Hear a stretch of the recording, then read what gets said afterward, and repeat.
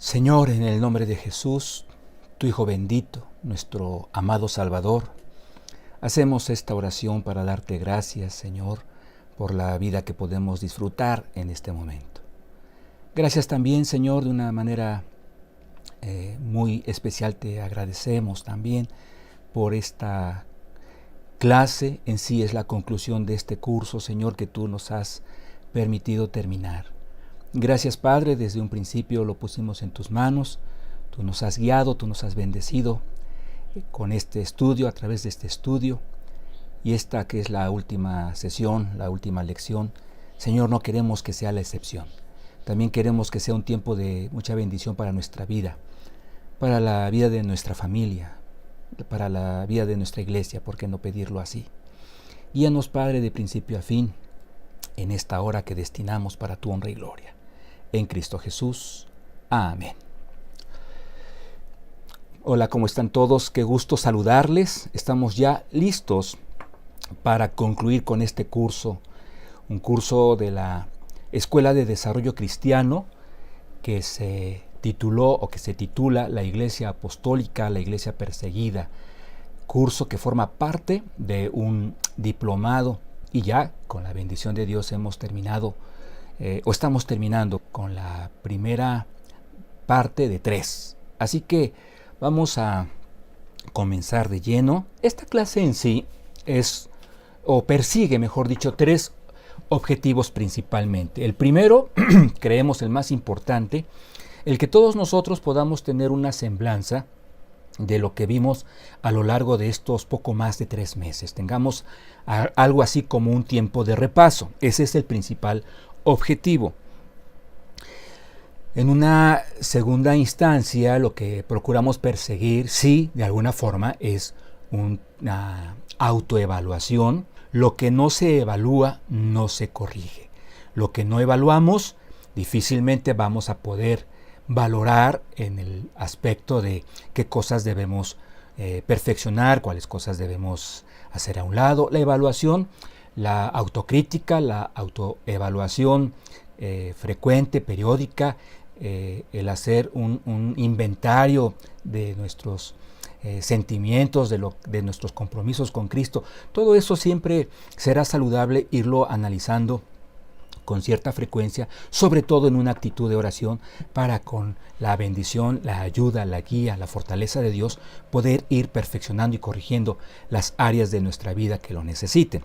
Entonces, si de alguna forma usted, con el planteamiento que vamos a hacer, podrá evaluar: esto lo conozco, más o menos lo sé, o de plano ni idea tengo. Entonces, de esa manera nosotros con estas preguntas le estamos invitando a usted que pueda tal vez incluso repasar alguno de los estudios ahí en el canal para poder disipar algunas dudas o confirmar algún conocimiento que no le haya quedado muy preciso. No es lo mismo que nos pregunten: oye, ¿sabes llegar a la casa de la familia tal? Sí, medio me acuerdo, creo que tomas tal avenida y donde hay una tienda de conveniencia de esas de rojo con amarillo, bueno, pues 2 calles más allá.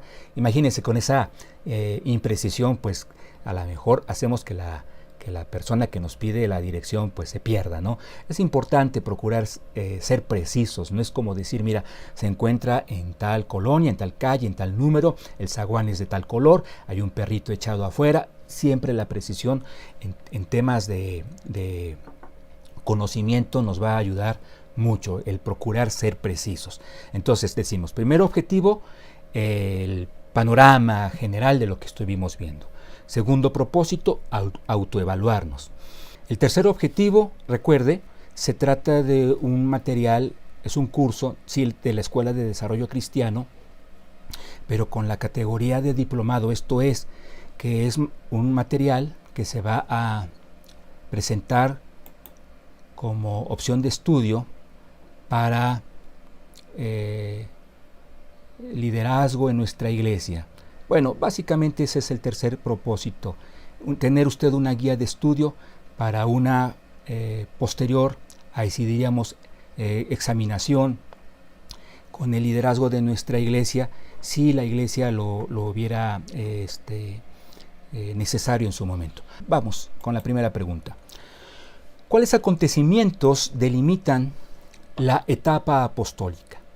Estamos hablando de tener preciso cómo inicia esta etapa apostólica, con qué acontecimientos y con qué otro acontecimiento concluye. Esa es la pregunta. ¿Con cuáles acontecimientos podemos nosotros delimitar inicio y conclusión de la etapa apostólica? Nuestro Señor Jesucristo resucita, se aparece durante 40 días a sus discípulos, a las mujeres que estuvieron muy de cerca en su ministerio. Después de esos 40 días, nuestro Señor Jesucristo asciende y al 10º, 10 días más, es decir, al 50 a partir de la resurrección, tenemos en el Pentecostés la llegada del Espíritu Santo. Ahí podemos decir que es el arranque y concluye con la muerte del apóstol Juan en el año 94 al 96 aproximadamente en la isla de Patmos. Esa fue ya la primera pregunta. Vámonos a la segunda. Espero que le haya ido bien en esta primera. Hubo 3 tipos de judíos en el Pentecostés. ¿Cuáles fueron? En ese momento en el que el Señor envía a su Espíritu, ¿verdad? Hay una manifestación poderosa, hay incluso un movimiento sísmico. El Espíritu Santo se manifiesta como lenguas de fuego al llegar a la vida de los siervos de nuestro Señor. Pero hubo 3 tipos de judíos. ¿De quiénes estamos hablando? Bien, pues hemos de mencionar el primero, judíos por ascendencia, es decir, hijos de judíos que nacieron y crecieron en Palestina, primer tipo. El segundo tipo, no diríamos segunda categoría, estamos hablando de 3 tipos igualmente importantes a los ojos de Dios. El segundo tipo, estamos hablando de aquellos judíos que la Biblia menciona como griegos, judíos helenistas, que nacieron fuera de territorio palestino, crecieron ahí, pero con una herencia religiosa judaica, incluso de sangre judía, pero no nacieron ni en Jerusalén, ni en Judea, no nacieron en territorio palestino, hemos dicho. Bueno, esa sería la pregunta. Bueno, el tercer tipo son los judíos por adhesión o por adopción religiosa.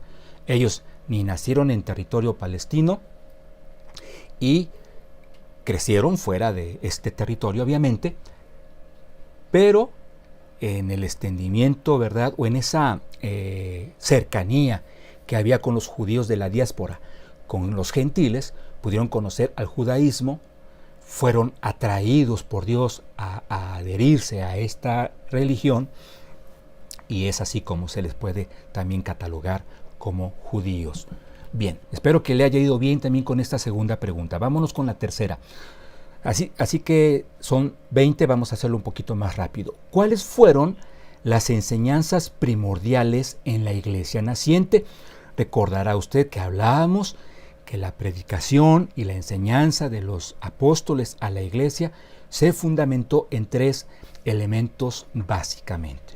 En principio de cuentas tenemos un mensaje fresco. El Señor Jesús, al que se le crucificó, es el ungido, es el Mesías que Jehová anunció, prometió en el Antiguo Testamento.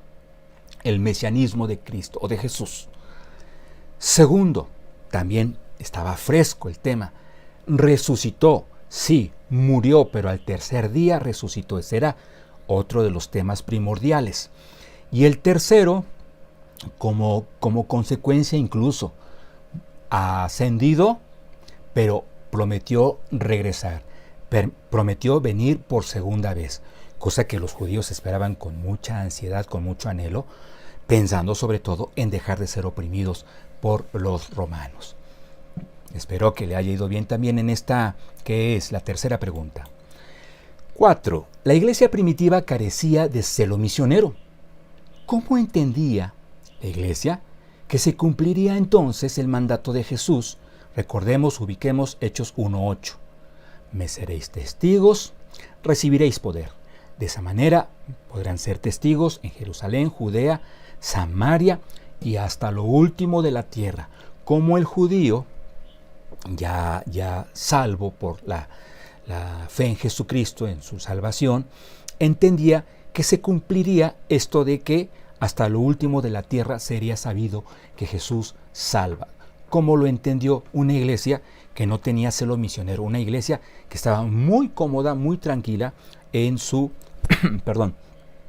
pues en su lugar, estaba quieta, estaba a gusto. ¿Cómo lo entendía? Hablando del último de la tierra, ubicamos al gentil.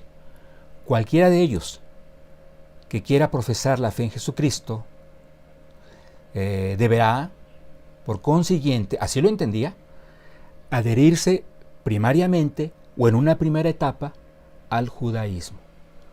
¿Cómo será ese proceso? No sé, tal vez ellos nos buscarán, nos preguntarán, pero primero tienen que tornarse en judíos religiosamente hablando. Pregunta 5. ¿Cuál circunstancia específica contribuye a que la iglesia salga de este estado de confort, de su zona de confort, entre comillas?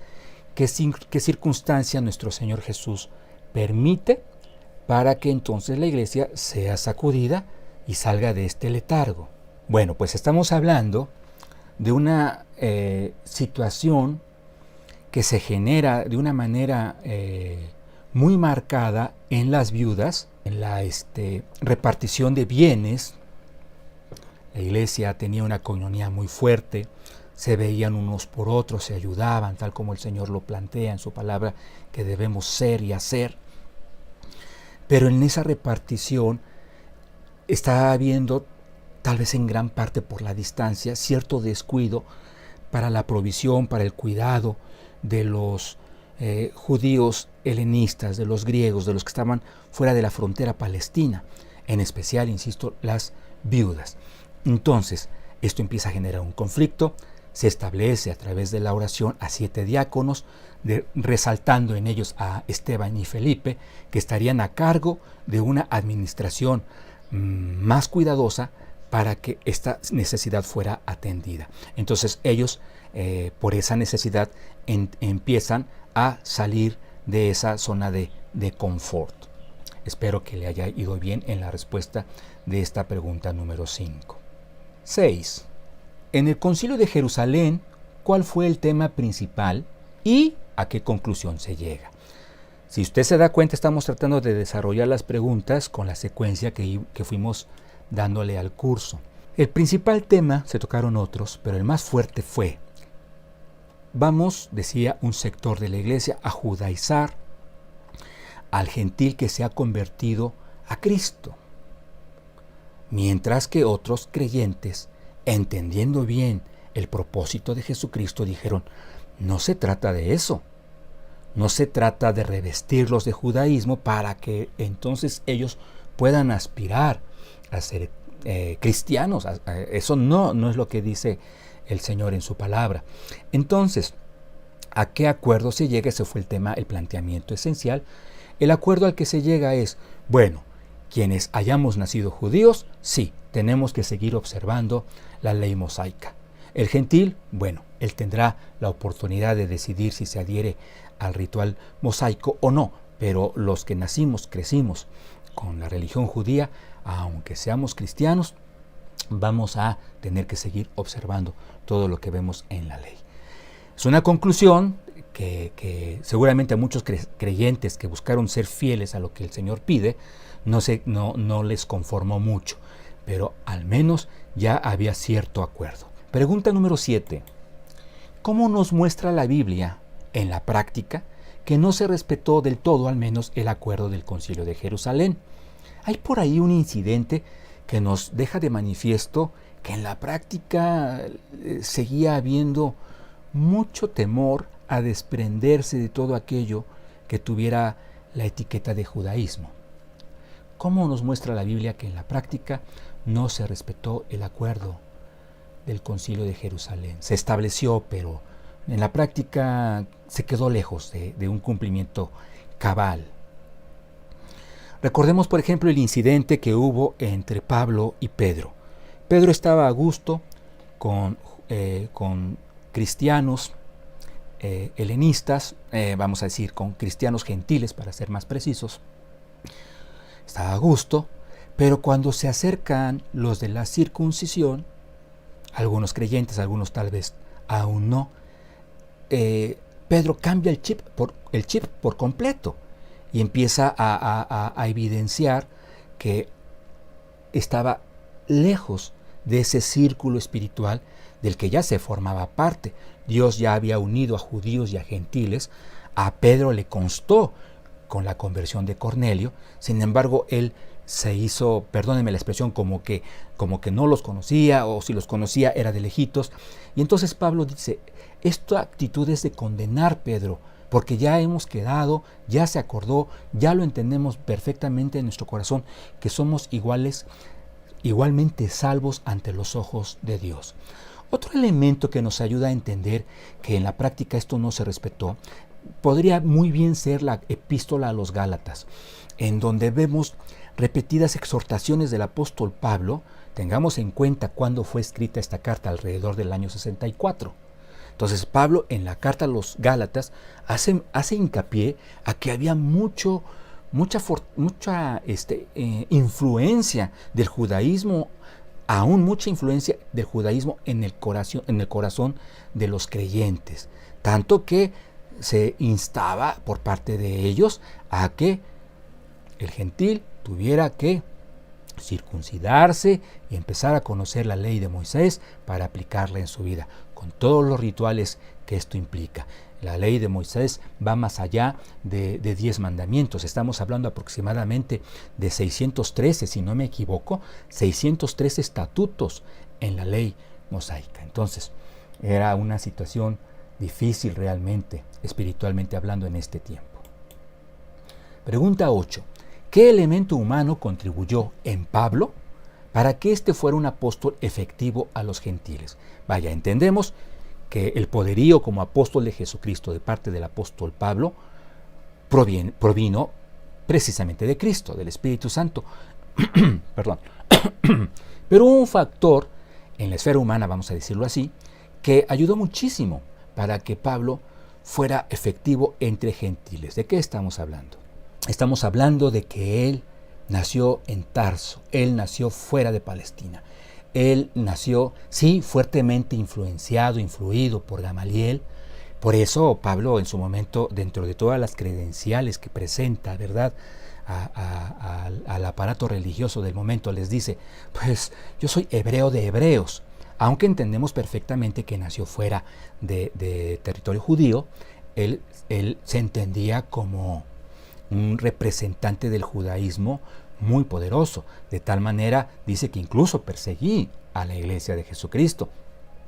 Pero él, después de su conversión, pudo ser un apóstol efectivo entre gentiles porque creció fuera de territorio judío y creció también ahí.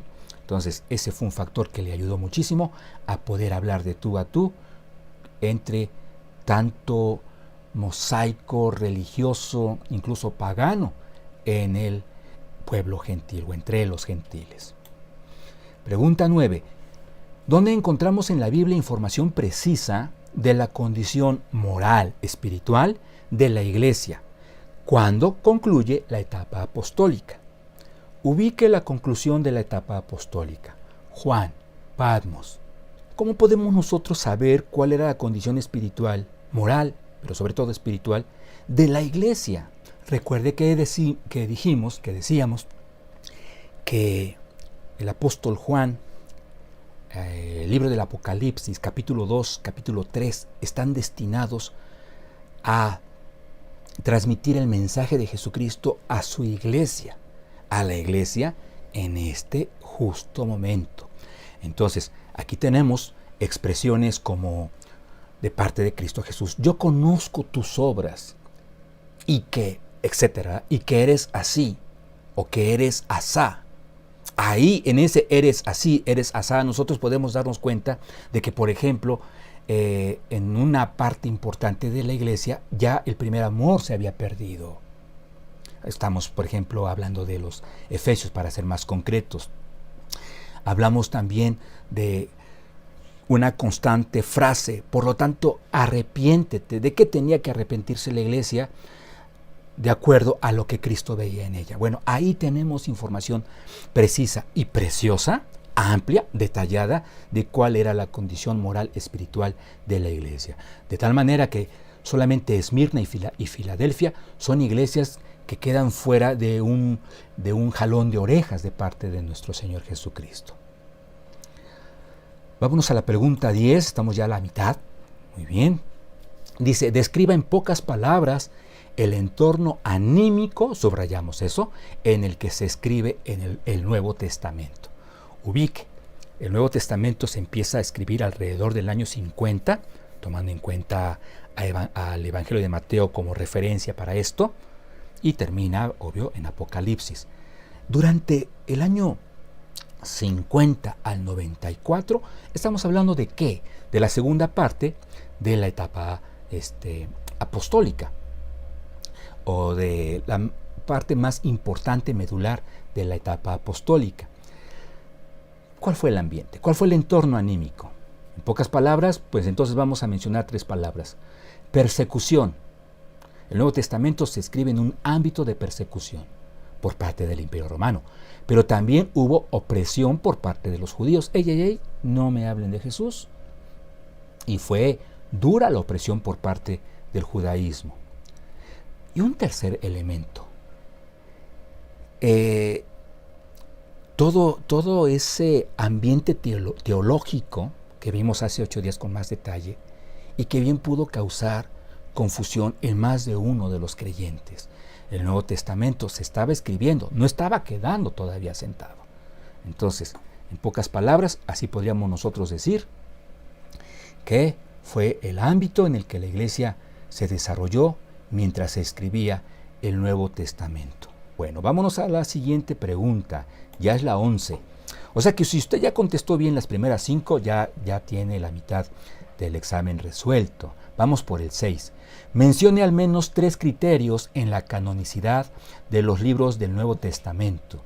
Mencionamos al menos, recuerdo, 5 o 6 criterios para poder establecer este libro es parte del Nuevo Testamento, queda fuera del canon. Si estamos hablando de 5, sí creemos que necesariamente deben ser al menos 3. Bien, el criterio apostólico fue escrito por un apóstol o alguien muy allegado a algún apóstol de Jesucristo. Criterio apostólico. El criterio de la autoridad. El libro expresa en un momento dado que es inspiración divina. Ese es otro criterio en el que se fundamentó el proceso de canonicidad. Tercer criterio, muy, muy importante. El nivel de receptividad, de aceptación que tenía por parte de la iglesia en general determinado libro. Algunos libros eran cuestionados por la mayoría de la iglesia al menos, y entonces por ese porcentaje en el que había de la iglesia, ese porcentaje de la iglesia que no estaba del todo de acuerdo en algún libro, se seguía discutiendo hasta que había un criterio uniforme, y si no lo había, quedaba fuera de el canon.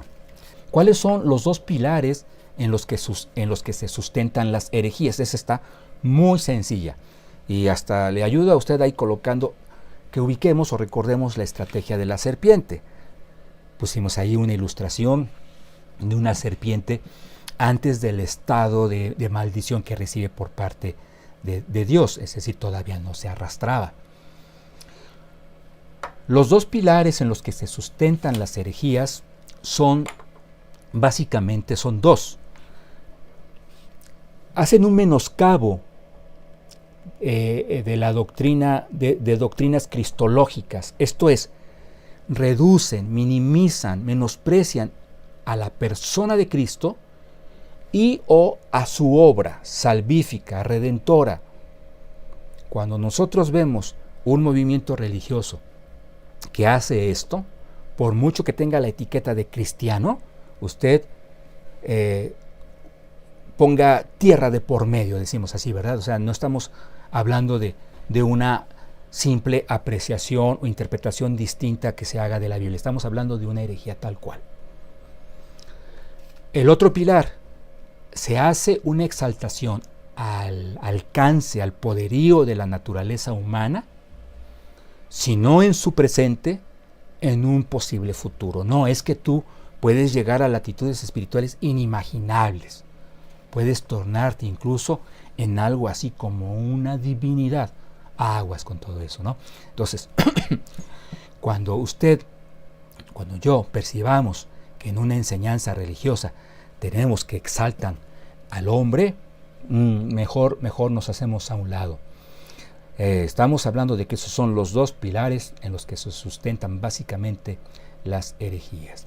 Cuando a usted le dicen que tiene usted la capacidad de formar parte del proceso salvífico de su alma, no. Usted, volteando a la Biblia, se va a dar cuenta de que está escuchando cosas falsas. La Biblia dice que solamente por la fe en Jesucristo es que podemos ser salvos.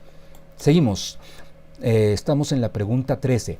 Los ebionistas no hicieron distinción entre la ley moral y la ley ceremonial. Sí hay distinción en los estatutos de nuestro Señor.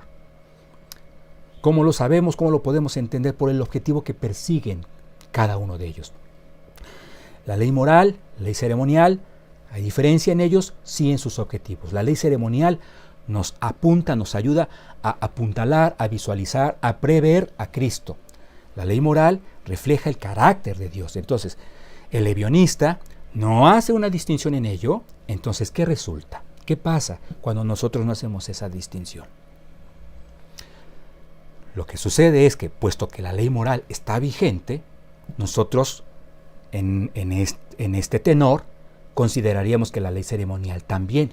Luego, entonces, todo proceso ceremonial formará parte de lo que debo hacer para ser salvo, lo que debo hacer para recibir el perdón de mis pecados. Y eso no es lo que la palabra de Dios plantea, lo que el Evangelio expresa. No lo es. 14. Ya estamos por acabar. ¿Cuáles acontecimientos delimitan la etapa de la iglesia perseguida? Hay acontecimientos que delimitan su inicio y su conclusión. Bueno, es fácil entender cuál es el primer elemento, porque es el último de la etapa anterior que acabamos de ver. Esto es la muerte del último de los apóstoles. Ahora, aquí yo quiero hacer una aclaración. Cuando decimos que muere el último de los apóstoles y decimos que es Juan, estamos hablando del último que estaba vivo. Si hablamos del último que fue llamado por Cristo, pues obviamente que se trata de Pablo. Habiendo hecho esta importante aclaración, bueno, decimos con confianza, después de que muere el último de los apóstoles, esto es Juan, inicia la etapa de la iglesia perseguida. No que hasta ese momento se le empieza a perseguir. De hecho, Juan, por la persecución del imperio, estaba en Patmos como presidiario. Pero la intensidad de los emperadores en contra de la iglesia de Jesucristo se acentúa a partir de momentos como este, es decir, a partir del final del primer siglo, inicios del segundo. Entonces, ¿qué sería o cuál es el acontecimiento con el que se cierra, con el que concluye? La respuesta es en el año 313, con Constantino, cuando decreta un edicto en la ciudad de Milán. Bien. Continuamos. Pregunta 15. Durante el gobierno de este emperador, o sea, ¿de qué emperador estamos hablando? Roma ya entendía la diferencia entre judaísmo y cristianismo. Esto es muy importante. ¿Cuántos emperadores podemos mencionar en contra de la iglesia? Varios. Pero esto es significativo porque nos ubica de un momento crucial en la vida de Roma, el judaísmo y el cristianismo. Durante el gobierno de este emperador, Roma ya entendía la diferencia entre judaísmo y cristianismo. Estamos hablando entonces de Adriano. Año 117 al 138, si no estoy mal, es el tiempo en el que él gobierna, y en este tiempo ya el Imperio Romano entendía que se trataba de dos entidades espirituales distintas, no opuestas, pero sí distintas. Los judíos se pueden levantar en armas en contra nuestra. Los cristianos no, son respetuosos. No están contentos con nosotros, pero al menos nos respetan. No estamos sabiendo de por ahí que se estén juntando con algunas armas para hacernos una revuelta o algo así. Es en este tiempo en el que al cristiano se le empieza a ver como discúlpeme la expresión, como un bicho raro. Se casan entre hermanos, incesto, ¿verdad? Se comen a su Dios, la Santa Cena. Es de lo que hablábamos en una determinada clase. ¿Cuál decreto por parte de Decio, estamos hablando ya de otro emperador, Decio agravó la opresión en contra de la iglesia a través de un decreto? ¿En qué consistió este decreto? Se va a rendir culto a deidades romanas, paganas, y va a haber un cuerpo de supervisores checando que así sea en todos los hogares del imperio, incluidos, y de hecho, prestando más atención a aquellos hogares en donde dicen que son cristianos. Me avisan si no lo llevan a cabo. Si lo llevan a cabo, ustedes establecen que un decreto en el que se dice que obedecieron. En eso consistió el decreto. 17. Estamos llegando a la recta final. Mencione un error en la base doctrinal tanto del gnosticismo como del ascetismo. En el gnosticismo vamos a tener que entrecomillar porque no hay punto en común, pero para que nos podamos dar a entender, en el gnosticismo cristiano se dice que usted alcanzará salvación, alcanzará la libertad del pecado a partir del desarrollo de su conocimiento. En la medida en la que conozca, cuando la Biblia bien dice que es por lo que conocemos, sí, pero si depositamos nuestra fe en aquello que conocemos. Esto es, yo conozco el Evangelio, pero no por eso seré salvo, hasta que, o a menos que yo confíe en la esencia del Evangelio, en lo que el Evangelio me dice que yo soy un pecador sin esperanza, a menos que proclame en lo que Cristo hizo en la cruz, en la resurrección de Cristo, el medio para yo poder ser salvo. Solo así. Del ascetismo, la abstención de lo malo. Sí, pero aún, ese es el principal problema, aún de las cosas legítimas. Incluso la Biblia dice que se trata de una doctrina de demonios cuando a usted se le prohíbe que se case, con el pretexto de ser más espiritual. Ojo con eso. Ojo con eso. 18. Mencione 3 padres apostólicos. ¿Ve usted por qué no le bombardeamos con tantos padres apostólicos? Porque sabíamos que al final de cuentas le íbamos a preguntar solo por unos 3, de 4 o 6 que mencionamos por ahí. Mencione a 3 de ellos. Podríamos decir Ignacio de Antioquía, que se oponía, entre otras cosas, a que la iglesia adoptara una estructura episcopal. Policarpo de Esmirna, fuerte teólogo en contra de doctrinas que minimizaban o trataron de minimizar la deidad de Cristo. ¿Qué decir de Clemente de Roma? Un gran respaldo ministerial para el apóstol Pablo. Y así podríamos mencionar a otros, pero los dejamos para otras preguntas. Mencione alguna aportación a la iglesia por parte de Irineo de León. Una aportación de las 2, 3 que mencionamos. Él fue un teólogo y apologeta muy poderoso en contra del gnosticismo. Él hace un resumen doctrinal. Él escribe en su obra en contra de los herejes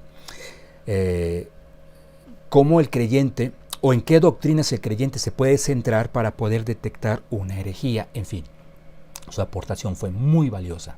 ¿Cuál es el error del maniqueísmo en su apreciación de la lucha del bien contra el mal? ¿Hay una lucha entre el bien y el mal? Sí, lo hemos dicho. Desde que Lucifer se rebela en contra de Jesucristo, ¿verdad? Dice el Señor Jesucristo a sus discípulos, yo vi caer como rayo a Lucifer. Desde ese momento se establece una lucha ardua entre el bien y el mal, o contra el mal, Pero ¿por qué en el maniqueísmo vemos un error garrafal, tremendo? Bueno, pues porque se establecía que la lucha era equiparada. Dos fuerzas con la misma intensidad, solo que una blanca y otra negra. Deseamos que haya usted contestado bien a la mayoría de estas preguntas. Siendo honestos, nada de lo que se preguntó aquí no se tocó en el curso. ¿Qué sigue? Bueno, estamos haciendo solamente mención de unas cuantas cosas de las varias que se van a poder tocar. Primeramente Dios. Vamos a hablar de la fundación de Constantinopla, con toda la repercusión que esto significó para el cristianismo como tal, como religión, y que repercutió en la vida espiritual de la iglesia. Aquí es donde vamos a poder aclarar por qué en su momento tendremos que hablar de la iglesia tal cual y por otra parte del cristianismo como si se tratara de una situación distinta.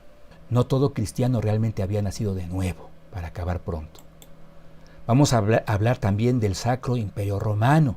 Claro, si estamos hablando de que en Milán, Constantino firma un decreto, ¿verdad?, en donde se dice ahora todos son cristianos. ¿Por qué llega él a esa conclusión?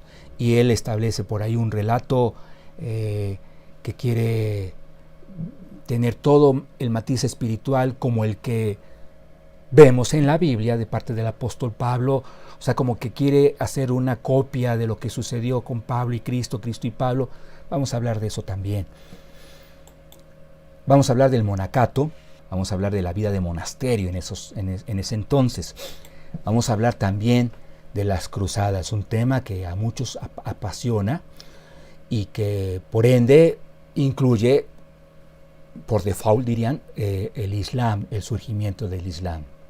Quiero mostrarle brevemente esto tal vez debió haber sido al principio, pero al final de cuentas usted va a tener esta información porque la creemos útil para usted. Bibliografía consultada. ¿Qué fue o cuál fue el material que nosotros utilizamos de manera básica, porque no fue la única, para poder desarrollar este curso? Para quienes quieren abundar. O sea, porque a lo mejor usted dice, no, pues yo que el hermano Gerardo se quedó corto. Bueno, pues sí, adelante, hermano. Usted puede checar, porque, por ejemplo, no hemos hablado todavía, por ejemplo, de Orígenes, de Tertuliano, pero todo eso se va a ir incorporando en lo sucesivo. Pero si usted de una vez quiere irse empapando en todo ello, bueno, pues les decimos que estos fueron los 3 libros principalmente. Dice Historia de la Iglesia Cristiana por Jesse Lyman Horvold, de editorial Vida. También tuvimos como libro de consulta, si usted quiere de texto, Historia del Pensamiento Cristiano de Justo L. González. Del mismo autor, Historia del Cristianismo, el tomo 1. Estos son los 3 libros básicos. Pero hubo otros que también se estuvieron consultando. Mártires y Perseguidores, de Alfonso Ropero con P. Se me hizo curioso el apellido, pero bueno, así es. De editorial Clie. De Flet, de Facultad Latinoamericana de Estudios Teológicos, tenemos Historia de la Iglesia Primitiva del año 1 al 787 por Harry R. Bauer. Breve historia, este es muy interesante, se lo recomiendo mucho. Breve historia de las doctrinas cristianas, también de Justo L. González, autor que ya hemos mencionado. Tenemos Libro de Líneas de Tiempo de Brodmann and Holman. Este libro es muy útil porque hace una comparativa de todo lo que ha ido o fue sucediendo, ha ido sucediendo en la iglesia cristiana. A la par se coloca la historia universal, los elementos que sucedían, por decir en otra parte, mencionamos América, mientras en Europa estaba aconteciendo la Reforma Protestante, etc. Entonces es un libro muy, muy valioso. Por eso dice así, un vistazo a más de 6,000 años de historia. Líneas de tiempo bíblicas y de la historia del cristianismo. Ok, también tenemos el Diccionario de la Iglesia Primitiva.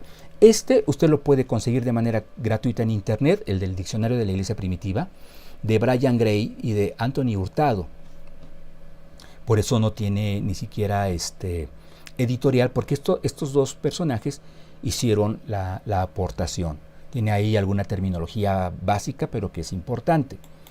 Y finalmente, también lo recomendamos mucho, Comentario Bíblico Histórico, 4 tomos en uno, imagínense, de Alfred Edersheim.